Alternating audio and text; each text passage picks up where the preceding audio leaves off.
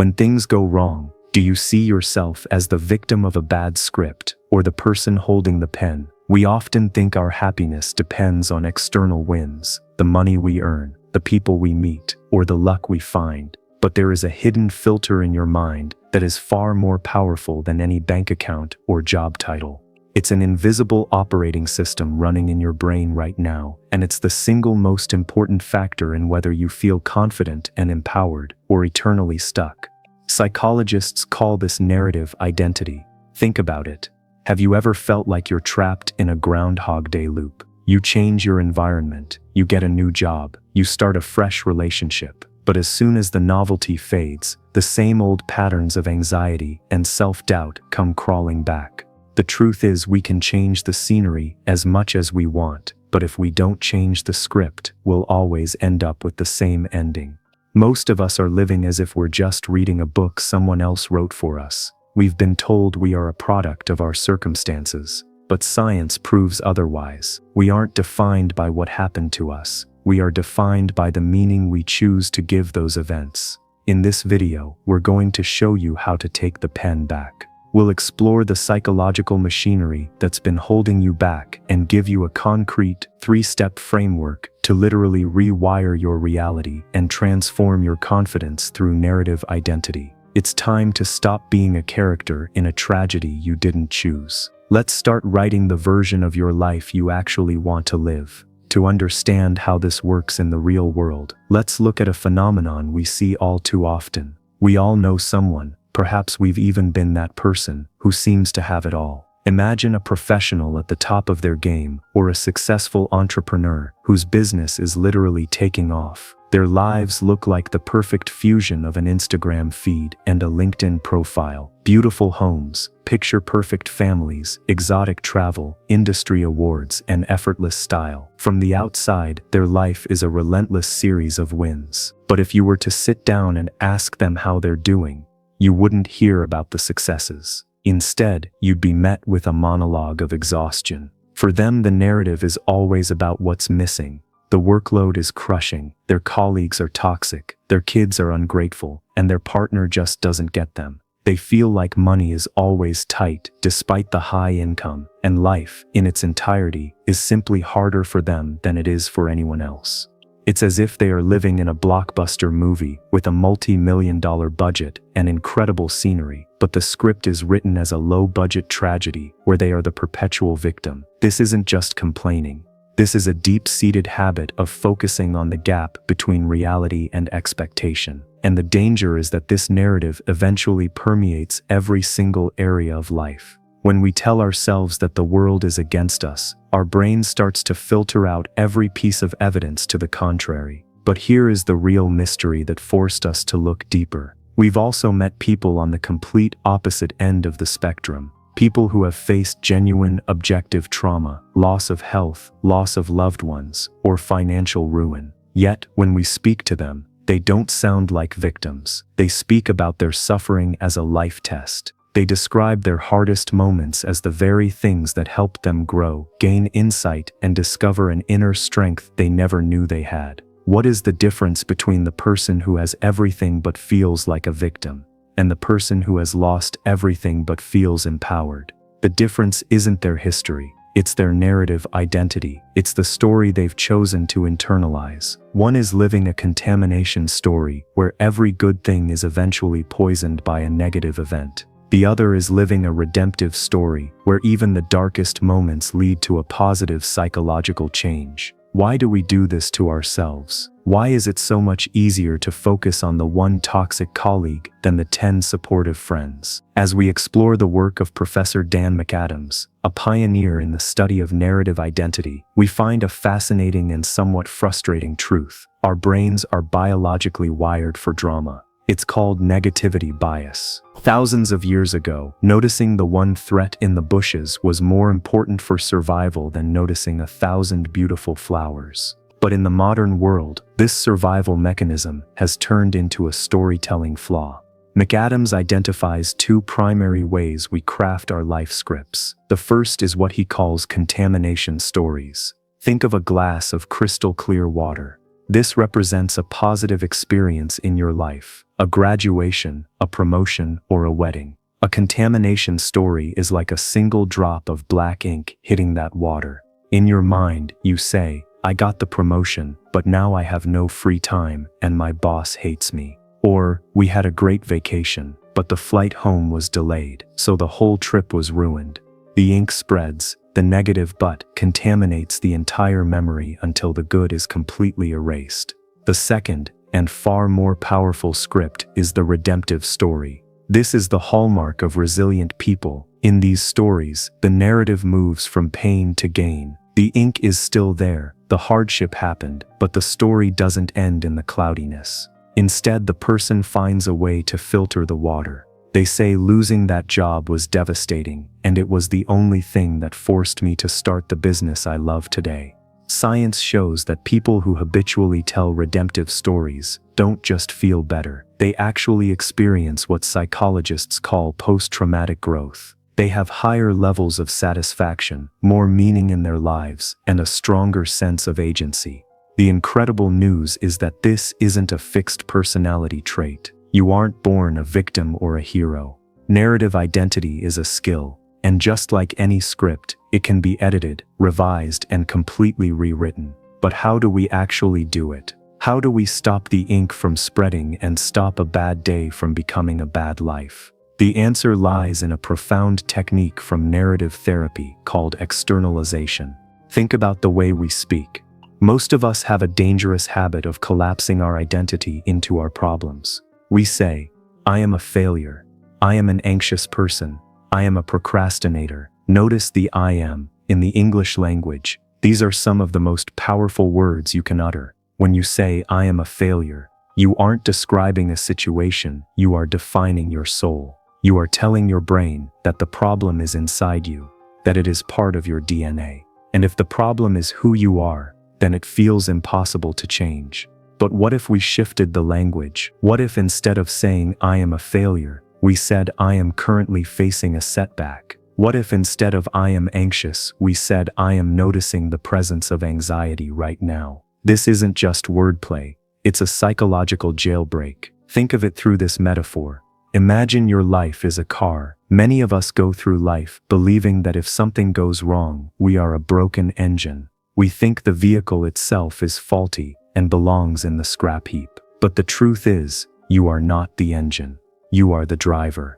When you have a flat tire, you don't say, I am a flat tire. You don't abandon the car on the side of the highway and give up on the journey. You recognize that a flat tire is a temporary condition external to who you are. It's something you are experiencing, not something you are. By externalizing the problem, by putting it in the passenger seat instead of letting it take the wheel, you create the space necessary to fix it.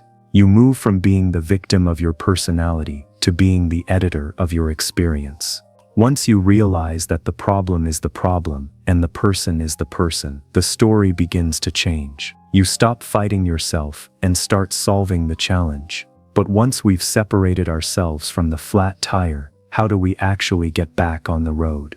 How do we pick up the pen and start the rewrite? This is where we move into the practical work. This is where the transformation becomes real. Most people will turn off this video now because they are afraid of real work. If you are still here, you are already in the top 1%. We've talked about how stories shape us. Now we're going to look at the specific stories you've been telling. To change the script, you first have to read it. This is step 1, the narrative audit. We want you to set aside 20 minutes today. Not 5, not 10, 20. Why 20? Because the first 10 minutes are usually spent on the surface. Around the 12-minute mark, your ego gets tired, and the deeper, more honest truths begin to leak onto the page. This is where the real source code of your life is hidden. There is something almost medicinal about the act of writing. It forces the chaotic, swirling thoughts in your head to slow down and take a physical form on the page. Grab a notebook or open a blank document. We want you to write the story of a major challenge you're facing right now, or a period of your life that still feels heavy. But here is the key. Don't just list facts. Write it exactly how you tell it to yourself in your darkest moments. Be honest. If you feel like a victim, write it down. If you feel like the world was unfair, put it on paper. As you write, we want you to look for the ink drops, the contamination stories we discussed earlier. Ask yourself these specific questions. Where does the but appear? Look for sentences like, I achieved my goal, but it didn't matter because, look at the people in your story. Who is the protagonist? In this story, are you the one making choices, or are things just happening to you? Are you the lead actor, or just an extra in someone else's drama? Are they villains who are out to get you? Are you the helpless bystander to whom things just happen? Is the ending open or closed? Have you decided that this event defines you forever, or is it just a chapter that ended? As you write, we want you also to look for these specific narrative trapdoors, the always never trap. Do you find yourself writing, I always fail at this, or people never appreciate me? These are absolute labels that turn a single event into a life sentence. The adjective audit, circle the words you use to describe yourself. Are they descriptive like I was tired, or are they judgmental? I was pathetic, for example. Most people never do this. They carry their stories like heavy invisible luggage, never stopping to open the bag and see what's actually inside. By writing it out, you are performing a diagnostic on your own mind. You are taking that invisible operating system and finally looking at the code. Don't worry about making it sound good. This isn't for an audience, it's for your freedom. Once you have that story in front of you, once you can see the contamination on the page, you are ready for the next move. We are going to take that story and, for the first time, put some distance between it and your soul. Let's stop being the character and start being the editor-in-chief. This is step 2. Externalization and exposure. In this step, we are going to perform a truth audit on what you've written. Most of the time, our pain doesn't come from the facts of our lives, but from the invisible adjectives we wrap around those facts. Take your red pen and go through your text. We want you to look for every instance where you've merged your identity with your problem. Look for sentences starting with I am or I was. If you wrote, I was a failure in that business, cross out I was a failure and write above it, the business model failed. If you wrote, I am always unlucky in love, change it to I have experienced 3 relationships that didn't work out. Do you see what we're doing here? We are separating the actor from the action. We are exposing the difference between a fact and an interpretation. Fact, you lost your job. Interpretation, I am incompetent. Fact, you were treated poorly.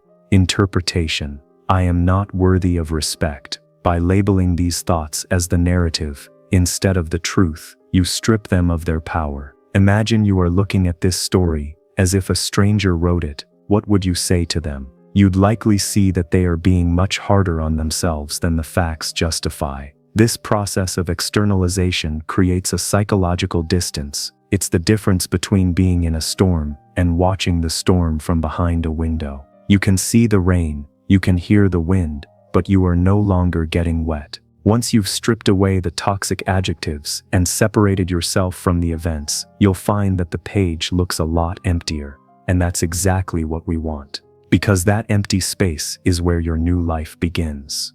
Now we are ready for the most powerful part of this journey. We are going to fill that space with a different kind of ink. You've audited your old story, and you've separated the toxic interpretations from the raw facts. Now it's time to pick up the pen and write the redemptive version of your life. This is step 3, reauthoring.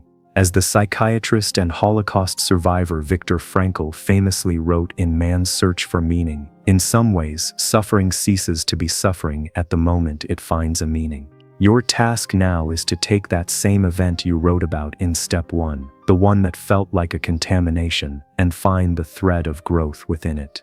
We are going to look for the post-traumatic growth. Ask yourself these 3 transformative questions as you rewrite the skill question. What strengths did you have to develop just to survive that situation? Maybe it was resilience, patience, or a new level of resourcefulness. You didn't just go through it, you were tempered by it. The empathy question: how did this pain change the way you see others? Does it give you a unique ability to help someone else who is suffering in the same way? The pivot question: if that bad thing hadn't happened, what good thing would you have missed? Often our greatest redirections are disguised as our worst rejections. Change the language from because of to in spite of and because of. Instead of writing, my partner left me because I'm just not good enough. Write that breakup was incredibly painful. But because of it, I realized that I was in a relationship where my boundaries were constantly erased. It taught me exactly what I need in a partner and how I deserve to be treated. Clarity I never would have gained if that relationship hadn't ended. Or instead of saying my creative business failed because I'm a loser and I'm just not talented enough, right, that was a difficult, humbling time. But through that experience, I realized I lacked the specific business knowledge I needed to match my talent. It gave me the experience I needed and pushed me to master new skills so that my next venture is built on a much stronger foundation. Do you see the shift? You aren't lying to yourself. You aren't pretending the pain didn't happen. You are simply choosing to focus on the redemption instead of the contamination. When you change the way you describe your past, you change the way you feel in the present. And when you feel empowered in the present, you start making the kind of choices that create a different future. You have officially taken back the pen. You are no longer just a character in someone else's book. You are the author of your own destiny. But now we have to be honest with you. If rewriting your life story was as easy as just changing a few words on a page, everyone would be living their dream life by tomorrow morning. But as you sit there with your notebook, you might feel a strange sensation, a resistance. Why is it so hard to let go of a story that makes us miserable? The truth is, our old stories, even the painful ones, are comfortable. They are familiar. For years, your scripts has served as a psychological shield. If you tell yourself you're a failure because of your past, you don't have to take the risk of trying again in the future. Your old story protects you from the fear of the unknown. Psychologists call this cognitive consistency. Your brain wants to prove itself right. If you've believed you're unlucky for 20 years, your brain will actually feel uncomfortable when you start writing a story about your strength. It will scream at you. This isn't who we are. Go back to the old script. We want you to know that this resistance is a sign of progress. It means you are finally pushing against the walls of your comfort zone. Do not expect to rewrite decades of internal dialogue in a single afternoon. You will have days where the ink drops feel overwhelming again. You will have moments where you fall back into I am instead of I feel, and that is okay. The goal isn't to be a perfect author, it's to be a persistent editor. Every time you catch yourself repeating an old toxic line and you choose to pause just for a second and reach for the red pen, you are winning. You are building a new neural pathway. You are proving to your brain that the operating system is under new management. Transformation is a marathon of small edits, not a single sprint. So give yourself permission to be a work in progress. Because even the greatest masterpieces in history went through 1,000 messy drafts before they became beautiful. We started this journey with a question. When things go wrong, do you see yourself as the victim of a bad script or the person holding the pen? By now, we hope the answer is clear. We cannot change the past. What happened, happened. But while we cannot rewrite the events of our lives, we have absolute authority over the meaning we give them. Your mind's operating system, that hidden filter we talked about, no longer has to run on the old toxic code of contamination. You now know that you aren't the engine, you are the driver. And most importantly, you've realized that you always have the power to take the pen back. We are all writing our own books right now.